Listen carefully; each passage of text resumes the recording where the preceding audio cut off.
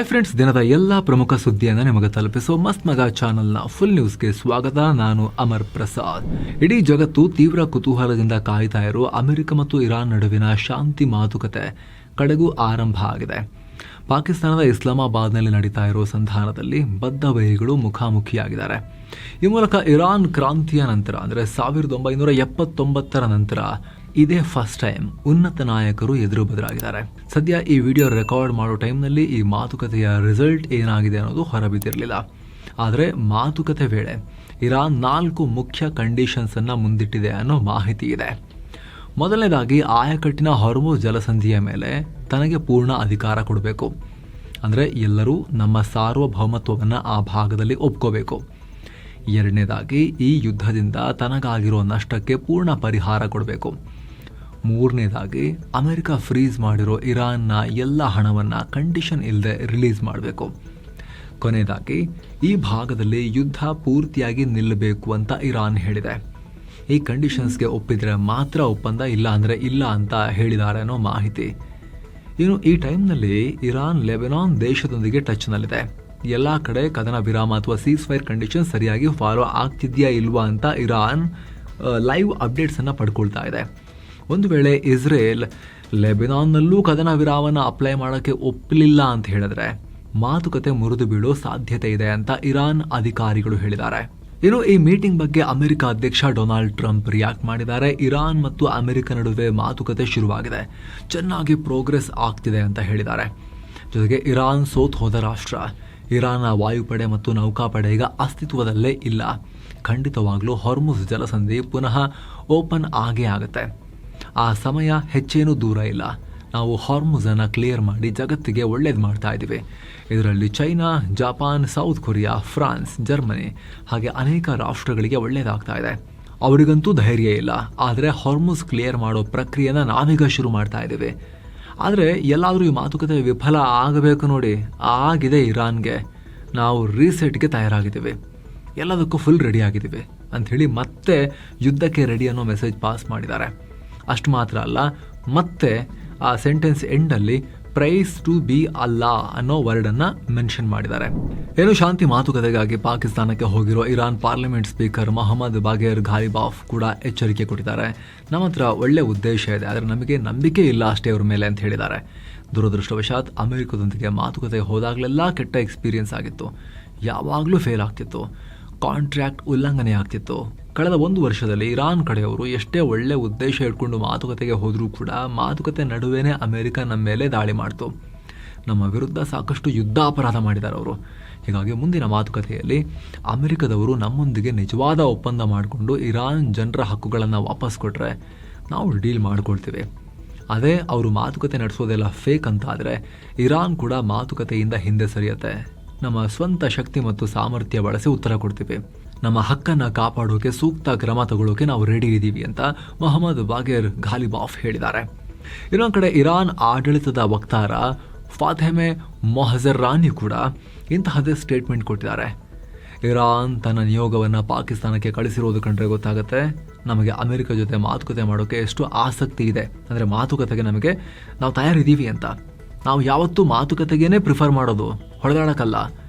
ನಾವೇನೇ ನಿರ್ಧಾರ ಮಾಡಿದರೂ ಲಾಜಿಕ್ ಮತ್ತು ಸರಿಯಾದ ಕಾರಣ ತಿಳ್ಕೊಂಡು ಮಾಡಿರ್ತೀವಿ. ಆದರೆ ನಾವು ಅಮೆರಿಕವನ್ನು ನಂಬಲ್ಲ ಅಷ್ಟೇ. ನಮ್ಮ ನಿಯೋಗ ಬಹಳ ಜಾಗ್ರತೆಯಿಂದ ಈ ಮಾತುಕತೆಯಲ್ಲಿ ಪಾಲ್ಗೊಳ್ತಾ ಇದೆ ಅಂತ ಮೊಹಜೆರಾನಿ ಹೇಳಿದ್ದಾರೆ. ಜೊತೆಗೆ ನಮ್ಮ ಬೆರಳುಗಳು ಬಂದೂಕಿನ ನಳಿಕೆ ಮೇಲೇ ಇದ್ದಾವೆ. ನಮ್ಮ ಸಾರ್ವಭೌಮತ್ವದ ಹಕ್ಕಿನ ವಿಚಾರಕ್ಕೆ ಬಂದರೆ ರಾಜಿ ಆಗೋ ಮಾತೇ ಇಲ್ಲ ಅಂತ ಮೊಹಜೆರಾನಿ ವಾರ್ನಿಂಗ್ ಕೊಟ್ಟಿದ್ದಾರೆ. ಇನ್ನೊಂದು ಕಡೆ ಇರಾನ್ನ ಉಪಾಧ್ಯಕ್ಷ ಮೊಹಮ್ಮದ್ ರೆಜಾ ಆರಿಫ್ ಅಮೆರಿಕಾಗೆ ತಿರುಗೇಟು ಕೊಟ್ಟಿದ್ದಾರೆ. ಟ್ರಂಪ್ರ ಅಮೆರಿಕ ಫಸ್ಟ್ ಪಾಲಿಸಿಯಂತೆ ಅಮೆರಿಕನ್ನರು ಕೇವಲ ತಮ್ಮ ಹಿತಾಸಕ್ತಿ ಬಗ್ಗೆ ಮಾತ್ರ ಯೋಚನೆ ಮಾಡಿದ್ರೆ ಈ ಒಪ್ಪಂದಕ್ಕೆ ಬರಕ್ಕೆ ಸಾಧ್ಯ. ಸಂಧಾನದ ಟೇಬಲ್ ಮೇಲೆ ಯಹೂದಿಗಳ ಪರವಾಗಿ ನಿಂತ್ಕೊಂಡ್ರೆ, ಇಸ್ರೇಲ್ ಪರವಾಗಿ ನಿಂತ್ಕೊಂಡು ನೀವು ವಕಾಲತ್ತು ಮಾಡಿದ್ರೆ, ಮಾತಾಡಿದ್ರೆ ಡೀಲ್ ಆಗಲ್ಲ. ಒಂದು ವೇಳೆ ಈ ಮಾತುಕತೆ ಫೇಲ್ ಆಗಿ ಅಮೆರಿಕ ಮತ್ತು ಝೈನಿಸ್ಟ್ ಆಡಳಿತ ಅಂದರೆ ಇಸ್ರೇಲ್ನವರು ಮತ್ತೆ ಇರಾನ್ ಮೇಲೆ ಯುದ್ಧ ಶುರು ಮಾಡಿದ್ರೆ ಅದರಿಂದ ಇಡೀ ಜಗತ್ತು ಭಾರಿ ಬೆಲೆ ತೆರಬೇಕಾಗುತ್ತೆ ಅನ್ನೋ ವಾರ್ನಿಂಗ್ ಕೊಡ್ತಾ ಇದ್ದಾರೆ. ಮತ್ತೊಂದು ಕಡೆ ಪಾಕಿಸ್ತಾನದಲ್ಲಿ ಇರಾನ್ ಮತ್ತು ಅಮೆರಿಕ ನಡುವೆ ಆಗ್ತಾ ಇರೋ ಮಾತುಕತೆ ಹಲವು ದಿನಗಳ ಕಾಲ ನಡೆಯುತ್ತೆ ಅಂತ CNN ರಿಪೋರ್ಟ್ ಮಾಡಿತ್ತು. ಆದರೆ ಈ ವರದಿ ನಿಜ ಅಲ್ಲ ಅಂತ ಪಾಕಿಸ್ತಾನ ಶಾಂತಿ ಮೀಟಿಂಗ್ನಲ್ಲಿ ಪಾಲ್ಗೊಂಡಿರುವ ಅಧಿಕಾರಿಗಳನ್ನು ಉಲ್ಲೇಖಿಸಿ ಇರಾನ್ನ ತಜ್ನಿಮ್ ನ್ಯೂಸ್ ರಿಪೋರ್ಟ್ ಮಾಡಿದೆ. ಈಗಿನ ಪ್ಲಾನ್ ಪ್ರಕಾರ ಮಾತುಕತೆ ನಡೆದರೆ ಅದು ಕೇವಲ ಒಂದೇ ದಿನ ನಡೆಯೋ ಸಾಧ್ಯತೆ ಇದೆ. ಇರಾನ್ ಈಗ ಎದುರಾಳಿಗಳನ್ನು ಗಮನಿಸ್ತಾ ಇದೆ, ಅವರ ವರ್ತನೆ ಮೇಲೆಲ್ಲ ಡಿಸೈಡ್ ಆಗುತ್ತೆ ಅಂಥೇಳಿ ಮೀಡಿಯಾ ರಿಪೋರ್ಟ್ ಮಾಡಿದೆ ತಜ್ನಿಮ್.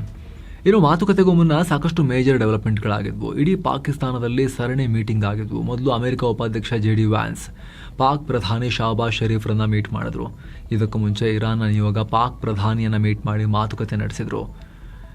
ಇರಾನ್ ಕಡೆಯಿಂದ ಟೆಕ್ನಿಕಲ್ ಎಕ್ಸ್ಪರ್ಟ್ಸ್ ಹಾಗೂ ಸೆಕ್ಯೂರಿಟಿ ಸಿಬ್ಬಂದಿ ಸೇರಿ 71 ಜನರ ದೊಡ್ಡ ಟೀಮ್ ಇಸ್ಲಾಮಾಬಾದ್ಗೆ ಬಂದಿದೆ. ಈಗ ಆಲ್ರೆಡಿ ಹೇಳಿದ ಹಾಗೆ ಇರಾನ್ ಸಂಸತ್ನ ಸ್ಪೀಕರ್ ಮೊಹಮ್ಮದ್ ಬಾಗೇರ್ ಘಾಲಿಬಾಫ್ ಈ ಟೀಮ್ನ ಲೀಡ್ ಮಾಡ್ತಿದ್ದಾರೆ. ಇವರೊಂದಿಗೆ ಇರಾನ್ ವಿದೇಶಾಂಗ ಸಚಿವ Abbas Araghchi, supreme national security council secretary Ali Akbar Ahmadian, central bank governor Abdul Nasser Hemmati ಮತ್ತು deputy foreign minister Majid Takht Ravanchi ಈ ಮೀಟಿಂಗ್ನಲ್ಲಿದ್ದಾರೆ. ಇನ್ನು ಅಮೆರಿಕದ ಡೆಲಿಗೇಷನ್ ಅನ್ನು ಅಮೆರಿಕ ಉಪಾಧ್ಯಕ್ಷ JD ವ್ಯಾನ್ಸ್ ಲೀಡ್ ಮಾಡ್ತಿದ್ದಾರೆ.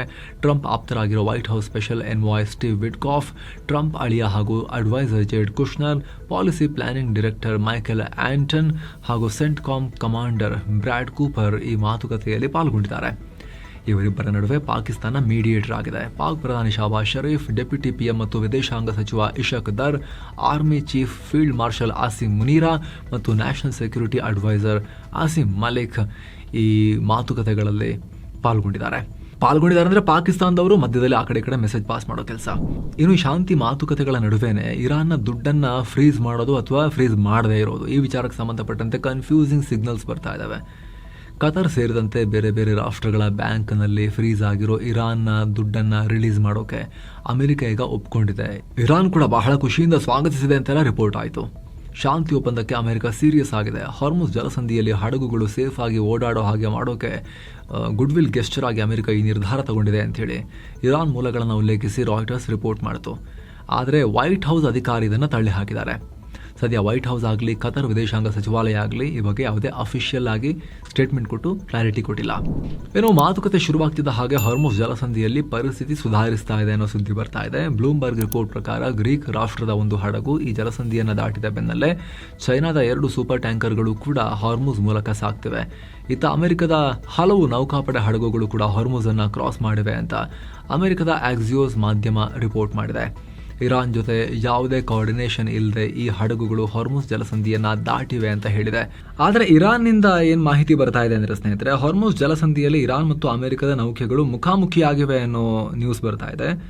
ಅಮೆರಿಕದ ಡಿಸ್ಟ್ರಾಯರ್ ಅಂದರೆ ನೌಕಾಪಡೆಯ ಹಡಗು ಹಾರ್ಮುಜ್ ಹತ್ರ ಬಂದಾಗ ಮೊದಲಿಗೆ ಮಾಹಿತಿ ಬಂತು, ಅದನ್ನು ಪಾಸ್ ಆಗ್ಲಿಕ್ಕೆ ಬಿಟ್ಟಿದೆ, ಇರಾನ್ ಹೋಗ್ತಾ ಇದೆ, ಮೊದಲ ಬಾರಿಗೊಂದು ಅಮೆರಿಕ ನೌಕಾಪಡೆ ಹಡಗು ಪಾಸ್ ಆಯಿತು ಅಂತೆಲ್ಲ ಬಂತು. ಆದರೆ ಇಲ್ಲಿ ಲೇಟೆಸ್ಟ್ ಇನ್ಫಾರ್ಮೇಷನ್ ಏನು ಅಂದರೆ ಇರಾನ್ ಅದಕ್ಕೆ ವಾರ್ನಿಂಗ್ ಕೊಟ್ಟು ಬೆದರಿಸಿ ವಾಪಸ್ ಟರ್ನ್ ಹೊಡೆಯೋ ಹಾಗೆ ಮಾಡಿದೆ ಅಂತೇಳಿ ಇರಾನ್ನ ಪ್ರೆಸ್ TV ಇದನ್ನು ರಿಪೋರ್ಟ್ ಮಾಡಿದೆ. ಇನ್ನು ಇದೆಲ್ಲದರ ಮಧ್ಯೆ ಟ್ರಂಪ್ ಆಯಿಲ್ ಬಿಸ್ನೆಸ್ ಕೂಡ ಶುರು ಮಾಡಿದ್ದಾರೆ. ಬನ್ನಿ ಆಯಿಲ್ ತಗೊಳ್ಳಿ ಅಂತ ಜಗತ್ತಿಗೆಲ್ಲ ಕರೆ ಕೊಟ್ಟಿದ್ದಾರೆ. ನಮ್ಮ ಹತ್ರ ತುಂಬ ತೈಲ ಇದೆ, ನಮ್ಮ ನೆಕ್ಸ್ಟ್ ಬರೋ ಜಗತ್ತಿನ 2 ಟಾಪ್ ತೈಲ ಉತ್ಪಾದಕರಿಗಿಂತ ನಮ್ಮ ಹತ್ರ ಜಾಸ್ತಿ ಆಯಿಲ್ ಇದೆ. ಈಗ ತೈಲ ಸಮಸ್ಯೆ ಎದುರಿಸ್ತಿರೋ ರಾಷ್ಟ್ರಗಳು ದೊಡ್ಡ ಸಂಖ್ಯೆಯಲ್ಲಿ ಅಮೆರಿಕ ಕಡೆಗೆ ಬರ್ತಾ ಇದ್ದಾರೆ. ಜಗತ್ತಿನ ಅತಿ ದೊಡ್ಡ ಆಯಿಲ್ ಟ್ಯಾಂಕರ್ಗಳಿವೆ. ಯಾರ್ಯಾರಿಗೆ ತೈಲ ಇಲ್ವೋ ನಾವು ನಿಮಗ ಕಾಯ್ತಿದ್ದೀವಿ, ಬನ್ನಿ ಆದಷ್ಟು ಬೇಗ ಆಯಿಲ್ ತುಂಬಿಸ್ಕೊಂಡು ಹೋಗಿ ಅಂತ ಹೇಳಿ ಟ್ರಂಪ್ ಪೋಸ್ಟ್ ಹಾಕಿದ್ದಾರೆ. ಇನ್ನು ಸ್ನೇಹಿತರೆ, 13 ದಿನಗಳ ಫುಲ್ ಟೋಟಲ್ ಚಾರ್ಧಾಮ್ ಯಾತ್ರೆಯ ಆಸಕ್ತಿ ನಿಮಗಿದ್ರೆ ಈ ಆಲ್ ಇನ್ಕ್ಲೂಸಿವ್ ಪ್ಯಾಕೇಜ್ ನಿಮಗಾಗಿ ಸೀನಿಯರ್ ಸಿಟಿಸನ್ಸ್ ಇದ್ರೆ ಸ್ಪೆಷಲ್ ಕೇರ್ನೊಂದಿಗೆ ಕರ್ಕೊಂಡು ಬರ್ತಾರೆ. ಆಸಕ್ತರು ಕಾಲ್ ಮಾಡಿ ಬುಕ್ ಮಾಡಿಕೊಂಡು ಹೋಗಿ ಬರ್ಬೋದು. ಇನ್ನು ಇರಾನ್ನ ಹೊಸ ಸುಪ್ರೀಂ ಲೀಡರ್ ಮೊಜ್ತಬಾ ಖಾಮೆನಿ ರಿಕವರ್ ಆಗ್ತಿದ್ದಾರೆ ಅಂತ ರಾಯ್ಟರ್ಸ್ ರಿಪೋರ್ಟ್ ಮಾಡಿದೆ. ಇಸ್ರೇಲ್ ಅಮೆರಿಕ ಮಾಡಿದ ದಾಳಿಯಲ್ಲಿ ಅವರ ಕಾಲು ಹೋಗಿತ್ತು, ಮುಖ ವಿರೂಪಗೊಂಡಿತ್ತು, ಆದರೆ ಈಗ ಚೇತರಿಸ್ಕೊಳ್ತಾ ಇದ್ದಾರೆ. ಗಾಯ ಇದ್ರೂ ಮೊಜ್ತಬಾ ಮೆಂಟಲಿ ಇನ್ನೂ ಕೂಡ ಸ್ಟೇಬಲ್ ಇದ್ದಾರೆ, ಶಾರ್ಪೇ ಇದ್ದಾರೆ. ಆಡಿಯೋ ಕಾನ್ಫರೆನ್ಸ್ ಮೂಲಕ ಮೀಟಿಂಗ್ಗಳಲ್ಲಿ ಪಾಲ್ಗೊಳ್ತಾ ಯುದ್ಧ ಮತ್ತು ಅಮೆರಿಕ ಜೊತೆಗಿನ ಮಾತುಕತೆ ಬಗ್ಗೆ ದೊಡ್ಡ ನಿರ್ಧಾರಗಳನ್ನು ಅವರೇ ತಗೊಳ್ತಿದ್ದಾರೆ ಅಂತ ಅಧಿಕಾರಿಗಳನ್ನು ಉಲ್ಲೇಖಿಸಿ ರಾಯ್ಟರ್ಸ್ ರಿಪೋರ್ಟ್ ಮಾಡಿದೆ.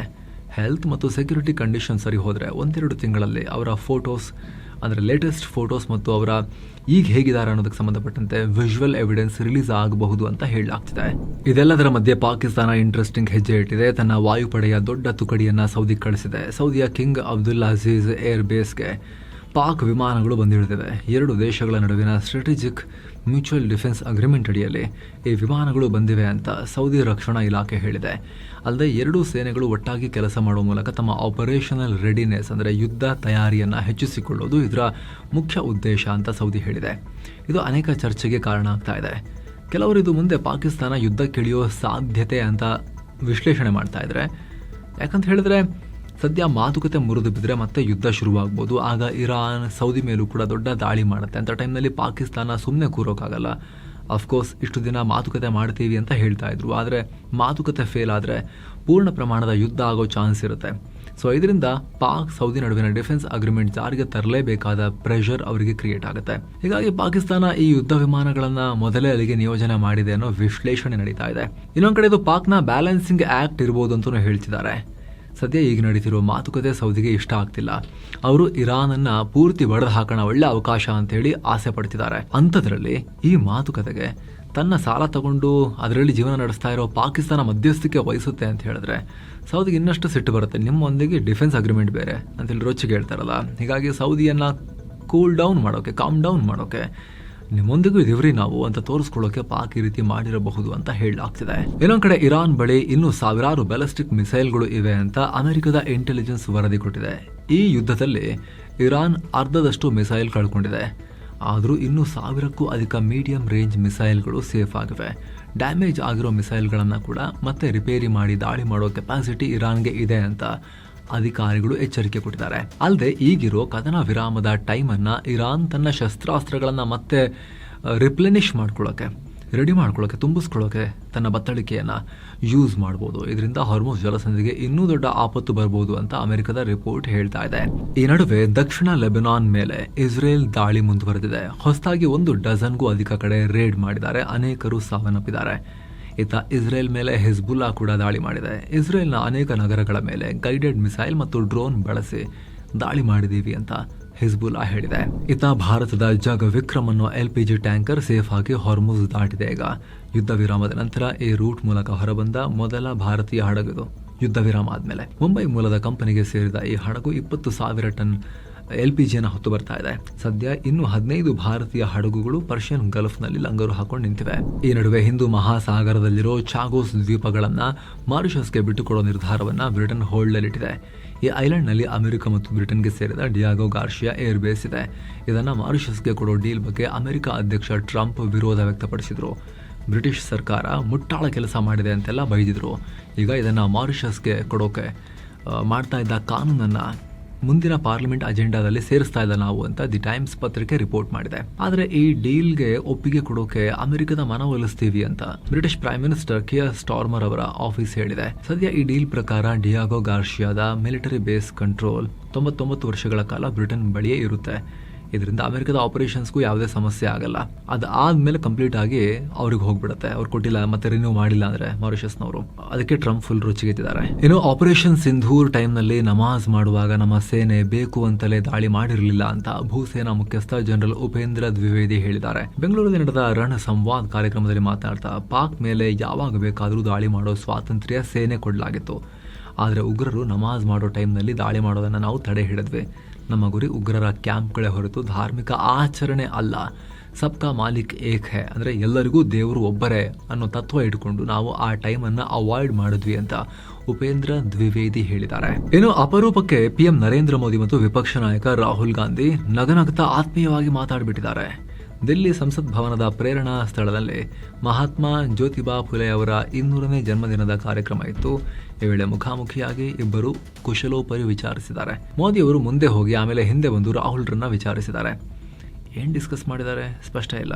ಏನು PM ಮೋದಿ ಅವರನ್ನ ಹತ್ಯೆ ಮಾಡ್ತೀವಿ ಅಂತ ಹೇಳಿ ಮೇಲ್ ಮಾಡಿದ್ದ ಆರೋಪದ ಮೇಲೆ ಈಗ 3 ಬಂಧಿಸಲಾಗಿದೆ. ಇದರ ಮಾಸ್ಟರ್ ಮೈಂಡ್ ಅಮನ್ ತಿವಾರಿ ಅಂತ ಹೇಳಲಾಗಿದೆ. ಇನ್ನು ಯಾರಾದ್ರೂ ಇದಾರ ಅಂತ ಹೇಳಿ ತನಿಖೆ ನಡೀತಾ ಇದೆ. ಬಿಹಾರ ಮೂಲದವರು ಇವರಲ್ಲ. ಇನ್ನು ಕಡೆಗೂ ಬೆಂಗಳೂರು ಮುಂಬೈ ನಡುವೆ ಮೊದಲ ವಂದೇ ಭಾರತ್ ಸ್ಲೀಪರ್ ರೈಲಿಗೆ ಅಧಿಕೃತ ಒಪ್ಪಿಗೆ ಸಿಕ್ಕಿದೆ. ಕೇಂದ್ರ ರೈಲ್ವೆ ಮಂತ್ರಿ ಅಶ್ವಿನಿ ವೈಷ್ಣವ್ ಇದಕ್ಕೆ ಗ್ರೀನ್ ಸಿಗ್ನಲ್ ಕೊಟ್ಟಿದ್ದಾರೆ ಅಂತ ಬೆಂಗಳೂರು ಕೇಂದ್ರ ಸಂಸದ PC ಮೋಹನ್ ಹೇಳಿದ್ದಾರೆ. ಸದ್ಯ ಬೆಂಗಳೂರಿಂದ ಮುಂಬೈಗೆ ಟ್ರೈನಲ್ಲಿ ಹೋಗಬೇಕು ಅಂದರೆ 24ರಿಂದ 30 ಗಂಟೆ ಬೇಕು. ಬಸ್ಸಲ್ಲಿ 16ರಿಂದ 18 ಗಂಟೆ ಬೇಕು. ಈಗ 13-14 ಗಂಟೆಯಲ್ಲೇ ಹೋಗಬಹುದು ಅಂತ ಹೇಳಿದ್ದಾರೆ. ಇನ್ನು ದೇಶದ IT ಕ್ಯಾಪಿಟಲ್ ಬೆಂಗಳೂರಲ್ಲಿ 101 ಪ್ರವಾಹ ಪೀಡಿತ ಡೇಂಜರ್ ಸ್ಪಾಟ್ಗಳಿವೆ. ಈ ಪೈಕಿ ಇನ್ನೂ 52 ಪ್ರದೇಶಗಳಲ್ಲಿ ದುರಸ್ತಿ ಕಾರ್ಯ ಆಗೇ ಇಲ್ಲ ಅಂತ ಗೊತ್ತಾಗಿದೆ. ಬಾಕಿ ಇರೋ ಕಾಮಗಾರಿಗಳನ್ನು ಮೇ 30ರ ಒಳಗಡೆ ಕಂಪ್ಲೀಟ್ ಮಾಡಲೇಬೇಕು, ಇಲ್ಲಾಂದರೆ ಸಸ್ಪೆಂಡ್ ಮಾಡ್ತೀವಿ ಅಂತ ನಗರಾಭಿವೃದ್ಧಿ ಇಲಾಖೆಯ ಹೆಚ್ಚುವರಿ ಕಾರ್ಯದರ್ಶಿ ತುಷಾರ್ ಗಿರಿನಾಥ್ ವಾರ್ನಿಂಗ್ ಕೊಟ್ಟಿದ್ದಾರೆ. ಮಳೆಗಾಲ ಶುರು ಆದರೆ ಬಹಳ ಕಷ್ಟ. ಆಮೇಲೆ ದಿನವೂ ಅಪಘಾತ ಆಗುತ್ತೆ. ಇಲ್ಲಿ ಎಲ್ಲ ಕಡೆ ನೀರು ನಿಂತ್ಕೊಂಡು ಪ್ರವಾಹ ಆಗುತ್ತೆ, ಕಷ್ಟ ಆಗುತ್ತೆ. ಸೊ ಅಷ್ಟರೊಳಗಡೆ ಡೆಡ್ಲೈನ್ ಇಟ್ಕೊಂಡು ಇನ್ನೊಂದು ತಿಂಗಳು ಇರಬೇಕಾದ್ರೆ ಒದ್ದಾಡ್ತಿದ್ದಾರೆ ಇವರೆಲ್ಲ. ಏನೋ ಬಜೆಟ್ ಅಧಿವೇಶನದಲ್ಲಿ ರಾಜ್ಯ ಸರ್ಕಾರ ಮಂಡಿಸಿದ್ದ 11 ವಿಧೇಯಕಗಳ ಪೈಕಿ 10 ವಿಧೇಯಕಗಳಿಗೆ ರಾಜ್ಯಪಾಲರು ಅಂಕಿತ ಹಾಕಿದ್ರು. ಆದರೆ ಸ್ಥಳೀಯ ಸಂಸ್ಥೆಗಳ ಚುನಾವಣೆಯಲ್ಲಿ ಇವಿಎಂ ಬದಲು ಬ್ಯಾಲೆಟ್ ಪೇಪರ್ ಬಳಸಬೇಕು ಅನ್ನೋ ಪಂಚಾಯತ್ ರಾಜ್ ತಿದ್ದುಪಡಿ ವಿಧೇಯಕವನ್ನು ರಾಜ್ಯಪಾಲರು ತಡೆ ಹಿಡಿದಿದ್ದಾರೆ. ಈ ಬಿಲ್ ರಾಜ್ಯಪಾಲರ ಪರಿಶೀಲನೆಯಲ್ಲಿ ಇದೆ ಅಂತ ಹೇಳಿ ಲೋಕಭವನ ಹೇಳಿದೆ. ಈ ಮೂಲಕ ಮುಸ್ಲಿಂ ಮೀಸಲಾತಿ ಬಳಿಕ ಮತ್ತೊಂದು ವಿಧೇಯಕವನ್ನು ಕೂಡ ರಾಜ್ಯಪಾಲರು ತಮ್ಮ ಹತ್ರನೇ ಬ್ಲಾಕ್ ಮಾಡಿ ಇಟ್ಕೊಂಡಂತಾಗಿದೆ. ಉಳಿದಂತೆ ಅಂತರ್ಜಾತಿ ವಿವಾಹಕ್ಕೆ ರಕ್ಷಣೆ ಕೊಡುವ ಇವ ನಮ್ಮವ ವಿಧೇಯಕ ಹಾಗೂ ಶಿಕ್ಷಕರ ವರ್ಗಾವಣೆ ಮತ್ತು ಪೊಲೀಸ್ ಮಸೂದೆ ಸೇರಿ 10 ವಿಧೇಯಕಗಳಿಗೆ ರಾಜ್ಯಪಾಲರು ಅಂಕಿತ ಹಾಕಿದ್ದಾರೆ. ಇನ್ನು ಶಿಕ್ಷಕ ವಿದ್ಯಾರ್ಥಿ ಮೇಲೆ ಅತ್ಯಾಚಾರ ಎಸಗಿ ಗರ್ಭಪಾತ ಮಾಡಿಸಿದ ಆರೋಪದ ಮೇಲೆ ಚಿತ್ರದುರ್ಗದ ಬಂಗಾರ ದೇವರಹಟ್ಟಿಯಲ್ಲಿ ಈಗ ಒಂದು ಪ್ರಕರಣ ಆಗಿದೆ. ಆರೋಪಿಯನ್ನ ಮ್ಯಾಥ್ಸ್ ಟೀಚರ್ HO ರಾಜಣ್ಣ ಅಂತ ಗುರುತಿಸಲಾಗಿದೆ. ಆಕೆ ಅಪ್ರಾಪ್ತ ಬಾಲಕಿಯಾಗಿರೋದ್ರಿಂದ ಪೋಕ್ಸೋ ಅಡಿ ಕೇಸ್ ಹಾಕಿ ಈಗ ಆತನನ್ನ ಶಿಕ್ಷಣ ಇಲಾಖೆ ಅಮಾನತು ಕೂಡ ಮಾಡಿದೆ. ಆರೋಪಿಯನ್ನ ಪೊಲೀಸರು ಈಗ ಹುಡುಕಾಡ್ತಿದ್ದಾರೆ. ದಾವಣಗೆರೆ ದಕ್ಷಿಣ ಕ್ಷೇತ್ರದಲ್ಲಿ ಎಲೆಕ್ಷನ್ ಮುಗಿದ್ರು ಕಾಂಗ್ರೆಸ್ ಫೈಟಿಂಗ್ ಕಮ್ಮಿಯಾಗಿಲ್ಲ. ಕೆಪಿಸಿಸಿ ಅಲ್ಪಸಂಖ್ಯಾತ ಘಟಕದ ಅಧ್ಯಕ್ಷ ಮತ್ತು MLC ಅಬ್ದುಲ್ ಜಬ್ಬಾರ್ ರಾಜೀನಾಮೆ ಕೊಟ್ಟಿದ್ದಾರೆ. ಸಿಎಂ ರಾಜಕೀಯ ಕಾರ್ಯದರ್ಶಿ ಹಾಗೂ MLC ನಜೀರ್ ಅಹಮದ್ಗೂ ರಾಜೀನಾಮೆ ಕೊಡಿ ಅಂತ ಹೈಕಮಾಂಡ್ ಸೂಚನೆ ಕೊಟ್ಟಿದೆ ಅಂತ ಹೇಳಲಾಗ್ತಿದೆ. ಇದಕ್ಕೆಲ್ಲ ಕಾರಣ ಆಗಿರೋದು ಕ್ಷೇತ್ರದಲ್ಲಿ ನಡೆದ ಚುನಾವಣಾ ಪ್ರಚಾರ. ಇದರಲ್ಲಿ ಮುಸ್ಲಿಂ ನಾಯಕರಿಗೆ ಟಿಕೆಟ್ ಬೇಕು ಅಂತ ಕೆಲವರು ಸರಿಯಾಗಿ ಪ್ರಚಾರವೇ ಮಾಡಿರಲಿಲ್ಲ. HAL ಹಿಂದೂಸ್ತಾನ್ ಏರೋನಾಟಿಕ್ಸ್ ಲಿಮಿಟೆಡ್ ಭಾರತೀಯ ಕೋಸ್ಟ್ ಗಾರ್ಡ್ಗೆ 4 ಅತ್ಯಾಧುನಿಕ ALH ಮಾರ್ಕ್ 3 ಹೆಲಿಕಾಪ್ಟರ್ಗಳನ್ನ ಹಸ್ತಾಂತರ ಮಾಡಿದೆ. ಸಮುದ್ರದ ಮೇಲೆ ಕಣ್ಣಿಡಕ್ಕೆ ಮತ್ತು ರಕ್ಷಣಾ ಕಾರ್ಯಾಚರಣೆಗೆ ಇಂಥ 9 ಹೆಲಿಕಾಪ್ಟರ್ಗಳಿಗೆ ಒಪ್ಪಂದ ಆಗಿತ್ತು. ಇದರಲ್ಲಿ ಫಸ್ಟ್ ಬ್ಯಾಚ್ ಈಗ ಡೆಲಿವರಿ ಆಗಿದೆ. ಏನು ಭಾರತೀಯ ಸೇನೆ ಇತಿಹಾಸದಲ್ಲೇ ಅಪರೂಪದ ಘಟನೆಗೆ ಸಾಕ್ಷಿಯಾಗಿದೆ. 2008ರಲ್ಲಿ UPA ಸರ್ಕಾರ ಟೈಮ್ನಲ್ಲಿ ಮಾಲೆಗಾಂವ್ ಸ್ಫೋಟ ಕೇಸ್ನಲ್ಲಿ 9 ವರ್ಷ ಜೈಲಿಗೆ ಹಾಕಲ್ಪಟ್ಟಿದ್ದ ಕರ್ನಲ್ ಶ್ರೀಕಾಂತ್ ಪ್ರಸಾದ್ ಪುರೋಹಿತ್ ಅವರಿಗೆ ಬ್ರಿಗೇಡಿಯರ್ ರ್ಯಾಂಕ್ಗೆ ಪ್ರಮೋಷನ್ ಕೊಡಲಾಗಿದೆ. ಯಾವುದೇ ಯೂನಿಟ್ ಕಮಾಂಡ್ ಮಾಡದೇ ಇದ್ರೂ ಕೂಡ ಸೇನೆ ಇತಿಹಾಸದಲ್ಲಿ ಈ ತರ ಪ್ರಮೋಷನ್ ಪಡೆದ 2ನೇ ಅಧಿಕಾರಿ ಇವರಾಗಿದ್ದಾರೆ. ಇದಕ್ಕೂ ಮುನ್ನ field marshal Sam Manekshaw ಅವರಿಗೆ ಸಿಕ್ಕಿತು. ಮಿಲಿಟರಿ ಇಂಟೆಲಿಜೆನ್ಸ್ ಅಧಿಕಾರಿಯಾಗಿದ್ದ ಪುರೋಹಿತ್ ಸ್ಫೋಟ ಪ್ರಕರಣದ ಆರೋಪಿಯಾಗಿ 17 ವರ್ಷ ಕಾಲ ಲೀಗಲ್ ಫೈಟ್ ಮಾಡಿದ್ರು. ಅಂತಿಮವಾಗಿ ಕಳೆದ ವರ್ಷ ಜುಲೈನಲ್ಲಿ ಯಾವುದೇ ಸಾಕ್ಷ್ಯಾಧಾರ ಇಲ್ಲ ಇವ್ರ ಮೇಲೆ ಈ ಕೇಸ್ನಲ್ಲಿ ಅಂತ ಹೇಳಿ ಸಾಕ್ಷ್ಯಾಧಾರಗಳ ಕೊರತೆಯಿಂದ ಮುಕ್ತರಾಗಿದ್ರು ಆರೋಪಗಳಿಂದ. ಅದಾದ ಕೆಲವೇ ತಿಂಗಳಲ್ಲಿ ಅವರಿಗೆ ಕರ್ನಲ್ ಆಗಿ ಪ್ರಮೋಷನ್ ಕೊಡಲಾಗಿತ್ತು. ಈಗ ಆರ್ಮಿ ಟ್ರೈಬ್ಯುನಲ್ ಕೂಡ ಮಧ್ಯಪ್ರವೇಶ ಮಾಡಿ ಅವರ ಸುದೀರ್ಘ ಟ್ರಯಲ್ನಿಂದಾಗಿ ಅವರಿಗೆ 17 ವರ್ಷ ತುಂಬ ಲೀಗಲ್ ಫೈಟ್ನಲ್ಲೇ ಸಿಕ್ಕಾಕೊಂಡ್ರು ಅನ್ನೋ ಕಾರಣಕ್ಕೋಸ್ಕರ ಅದನ್ನು ಪರಿಗಣಿಸಿ ಈ ಬ್ರಿಗೇಡಿಯರ್ ಪೋಸ್ಟ್ ಅನ್ನ ಕೊಟ್ಟಿದ್ದಾರೆ. ಈಗ ಇನ್ನೊಂದು ಕಡೆ 1999ರ ಕಾರ್ಗಿಲ್ ಕದನದಲ್ಲಿ ಹೋರಾಡಿದ್ದ 61 ವರ್ಷದ ನಿವೃತ್ತ ಕರ್ನಲ್ ಸೋನಂ ವಾಂಗ್ಚುಕ್ ವಿಧಿವಶರಾಗಿದ್ದಾರೆ. ಆಪರೇಷನ್ ವಿಜಯ್ ಟೈಮ್ನಲ್ಲಿ ಸುಮಾರು 18,000 ಅಡಿ ಎತ್ತರದ ಹಿಮಪಾತದ ನಡುವೆ ಹೊಂಚು ಹಾಕಿ ದಾಳಿ ಮಾಡೋಕೆ ಪ್ರಯತ್ನ ಪಡಲಾಗಿತ್ತು. ಅದನ್ನು ತಪ್ಪಿಸಿ ಶತ್ರುಗಳನ್ನು ಹೊಡೆದು ಹಾಕಿದ್ರು. ಇವರ ಶೌರ್ಯಕ್ಕೆ ದೇಶದ 2ನೇ ಅತ್ಯುನ್ನತ ಸೇನಾ ಗೌರವ ಮಹಾವೀರ ಚಕ್ರವನ್ನು ಕೊಟ್ಟು ಗೌರವಿಸಲಾಗಿತ್ತು. ಇವ್ರನ್ನ ಲಯನ್ ಆಫ್ ಲಡಾಖ್ ಅಂತ ಕರಿತಾ ಇದ್ರು. ಇನ್ನು ರಿಲಯನ್ಸ್ ಇಂಡಸ್ಟ್ರೀಸ್ನ ವನ್ಯಜೀವಿ ಸಂರಕ್ಷಣಾ ಸಂಸ್ಥೆ ವನತಾರ ಗುಜರಾತ್ನ ಜಾಮ್ನಗರದಲ್ಲಿ ವಂತಾರ ಯೂನಿವರ್ಸಿಟಿ ಸ್ಥಾಪಿಸ್ತೀವಿ ಅಂತ ಹೇಳಿದೆ. ಇದು ಪ್ರಾಣಿ ಕಲ್ಯಾಣ ಮತ್ತು ಪಶು ವೈದ್ಯಕೀಯ ವಿಜ್ಞಾನಕ್ಕೆ ಮೀಸಲಾದ ಜಗತ್ತಿನ ಮೊದಲ ಯೂನಿವರ್ಸಿಟಿ ಆಗುತ್ತೆ ಅಂತ ಹೇಳಿದ್ದಾರೆ. ಇನ್ನು ಭಾರತದ ಮೋಸ್ಟ್ ವಾಂಟೆಡ್ ಗ್ಯಾಂಗ್ಸ್ಟರ್ಗಳಲ್ಲೊಬ್ಬನಾಗಿರೋ ಸಾಹಿಲ್ ಚೌಹಾಣ್ ಆಟ ಈಗ ಮುಗಿದಿದೆ. ಕೇಂದ್ರ ತನಿಖಾ ಸಂಸ್ಥೆಗಳು ಹಾಗೂ ಹರಿಯಾಣ ಪೊಲೀಸರು ಜಂಟಿ ಆಪರೇಷನ್ ಮಾಡಿ ಈತನನ್ನ ಥಾಯ್ಲೆಂಡ್ನಿಂದ ಎತ್ಕೊಂಡ್ ಬರ್ತಾ ಇದ್ದಾರೆ. ಹರಿಯಾಣ ಜೈಲಿನಲ್ಲಿರೋ ಕುಖ್ಯಾತ ಗ್ಯಾಂಗ್ಸ್ಟರ್ ಕೌಶಲ್ ಚೌಧರಿ ಗ್ಯಾಂಗ್ನಲ್ಲಿ ಈತ ಪ್ರಮುಖ ಸದಸ್ಯ. ವಿದೇಶಗಳಲ್ಲಿ ಕೂತು ಭಾರತದಲ್ಲಿ ಸುಪಾರಿ ಕೊಟ್ಟು ಮಾಡೋ ಕೊಲೆಗಳನ್ನ ಮಾಡಿಸ್ತಾ ಇದ್ದ ಈತ. NIA ಕೂಡ ಕೇಸ್ ಹಾಕೊಂಡಿದ್ದ ಮೇಲೆ. ಸೊ ಸ್ನೇಹಿತರೆ, ಇದಾಗಿತ್ತು ಇವತ್ತಿನ ಫುಲ್ ನ್ಯೂಸ್. ನಾವು ಕೊಯ್ದಿಲ್ಲ, ಎಳೆದಿಲ್ಲ, ಕಿರಿಚಾಡಿಲ್ಲ, ಬರೀ ಸುದ್ದಿಯ ರೀತಿಯಲ್ಲಿ ನಿಮಗೆ ತಲುಪಿಸುವ ಪ್ರಯತ್ನವನ್ನು ಮಾಡಿದ್ದೀವಿ. ನಿಮಗಿದು ಇಷ್ಟ ಆಗ್ತಾ ಇದ್ರೆ ಆಸಕ್ತ ವೀಕ್ಷಕರು ವಿಡಿಯೋ ಕೆಳಗಿರೋ ಜಾಯಿನ್ ಬಟನ್ ಮೂಲಕ ಮಸ್ತ್ ಮಗ ಪ್ರೀಮಿಯಂ ಮೆಂಬರ್ಶಿಪ್ ಅನ್ನು ಸೇರ್ಬೋದು. ಆಗ ಎಲ್ಲ ಮೆಂಬರ್ ಓನ್ಲಿ ಕಾಂಟೆಂಟ್, ಅದು ಮೆಂಬರ್ ಓನ್ಲಿ ಬಿಸ್ news, economics analysis, current power, special videos, almost daily early access videos ಹಾಗೂ ಆಗಾಗ ಮೆಂಬರ್ ಓನ್ಲಿ ಲೈವ್ ಎಲ್ಲದರಲ್ಲೂ ನೀವು ಕೂಡ ಪಾಲ್ಗೊಳ್ಬೋದು, ನೋಡ್ಬೋದು. ಎಲ್ಲಕ್ಕಿಂತ ಹೆಚ್ಚಾಗಿ ನಿಮ್ಮ ಒಂದೊಂದು ಮೆಂಬರ್ಶಿಪ್ ಕೂಡ ನಮಗೆ ತುಂಬ ಮುಖ್ಯ. ಅದು ನೀವು ನಮ್ಮ ತಂಡಕ್ಕೆ ಕೊಡೋ ಅತಿ ದೊಡ್ಡ ಬೆಂಬಲ. ಆಸಕ್ತರು ಚೆಕ್ ಮಾಡಿ ಸ್ನೇಹಿತರೆ. ಮತ್ತೆ ಭೇಟಿ ಆಗ್ತಿರೋಣ. ನಮಸ್ಕಾರ.